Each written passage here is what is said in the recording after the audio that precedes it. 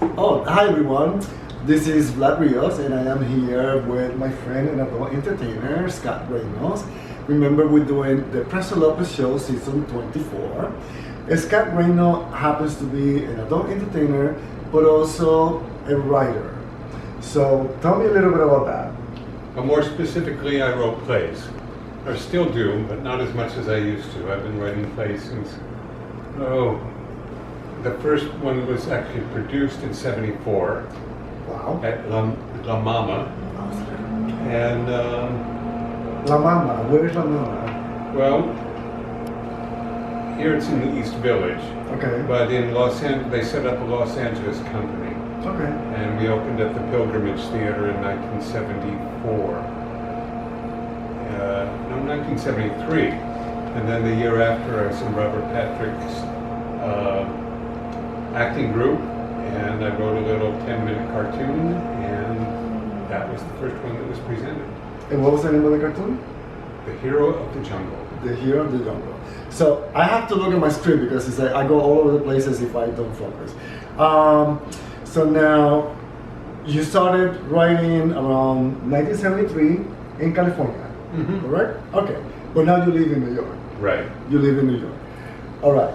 I have a book because you have a compilation of different plays that you have wrote over the years, Right. since 1973, I'm assuming. Okay. The name of the book is very appropriate.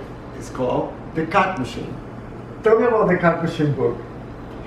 Well, the book itself is a collection of a lot of one-acts and sets that I wrote in the '70s that were done in coffee houses and smaller theaters in LA, and then the longer full-length plays were done later, Okay. after I got to New York.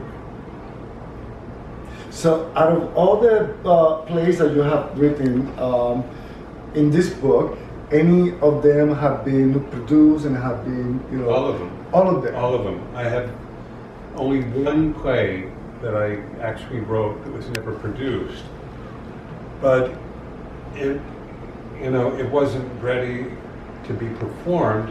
I rewrote it once a year for like 7 years, and it never worked. I had multiple readings at different theater companies, and any 10 minutes of it was terrific, but the 10 minutes didn't fit together anywhere. So Okay. I finally just gave up on it. I got you. Now, I am very curious to know about one specific play that I actually love because it was like super, super funny to me. And it's the Cat Machine itself. Right. So I want to know a little bit about the Cat Machine. What is it about? And what inspired you to create that specific play? All right. The Cock Machine is about a man who was jilted on his wedding night, and in hopes of finding his runaway bride, has invented a machine to give men bigger dicks. No one, of course. That got me thirsty. Go ahead. So in the play, of course, everyone is appalled at such a notion, but everyone wants one. Right. And it just goes from there. It's a very whacked out runaway train kind of nonsense. Yes. I mean, I read it and I was dying every time that I just like kept reading and reading, and then everybody at the park, because I was at the park, and everybody was like looking at me, why he's laughing, why he's reading. But that's the reason why I was laughing. Now, you have one particular character on this play that I was very curious to know a little bit about, is the babysitter. Where does that character come from? Oh, well, let me digress a bit. The play was, The Cock Machine it's a ridiculous comedy, but it came out of a response during the AIDS years. This was written in Okay. 88 and 89 and 90. And things were such hell for the people in the thick of it.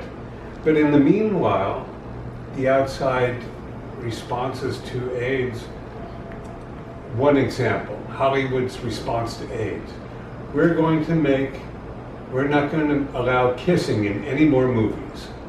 that was their response. I'm thinking, oh my God.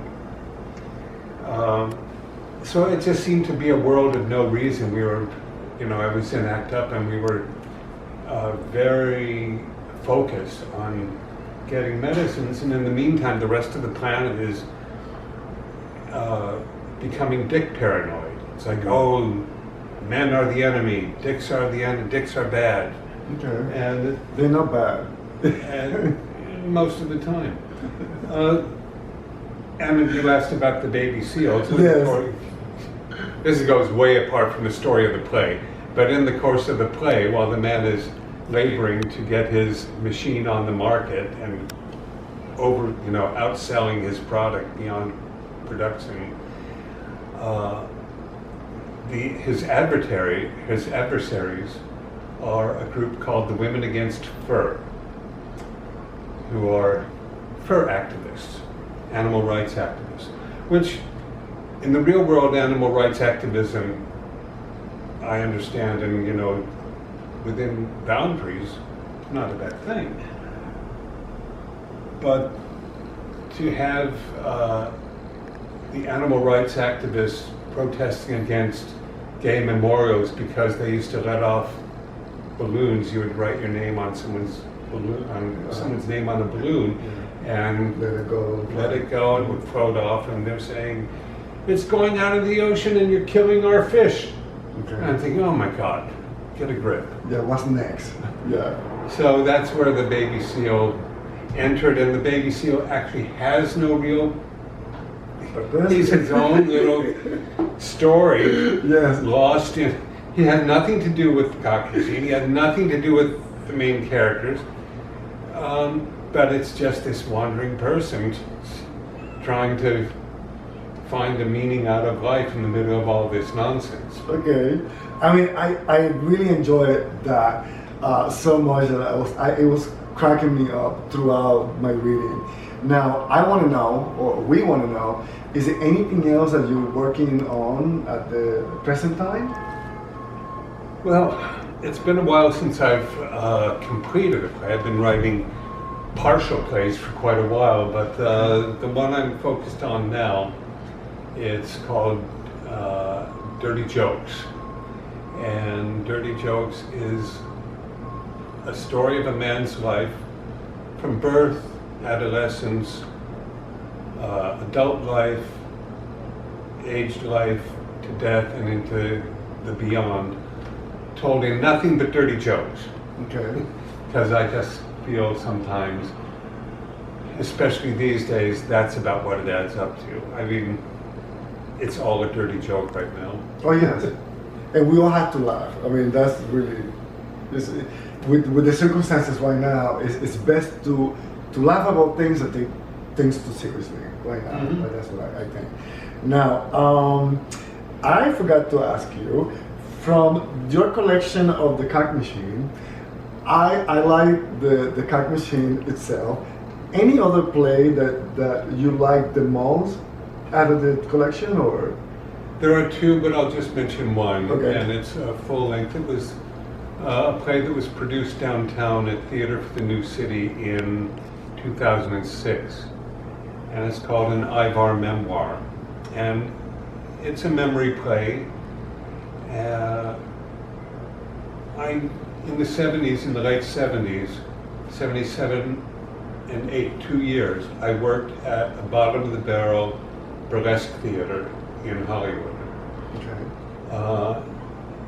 It was not a classy place. The women were pretty much doing the best they could to survive. I had a very nasty, derisive opinion of them at the time, and over the years I started to understand, that these were really people who were doing their best they could with what was available to them. And it's a memoir of, I had a relationship with one of the dancers, Cindy. It was very sweet to me, and I was not very nice to her, because being gay, and so we'd have sex, and then I'd charge off and find someone in an alley and correct myself, and then run back, and she'd say, "Where have you been?" It was very unkind. But it's a very beautiful piece of work, and it was given an excellent production. A Theater for the New City, directed by Mark Finley, who runs Tassos Theater. Okay. We had a wonderful cast, and it was beautifully done. It's my favorite to talk about. Okay. Well, we're running out of time, but before we go, two things. Thank you so much to our cameraman, Lester Blum. And second, and most important, thank you to Scott Reynolds for being here with us at the Presto Lopez Show talking about his book, The Cog Machine. Thank you.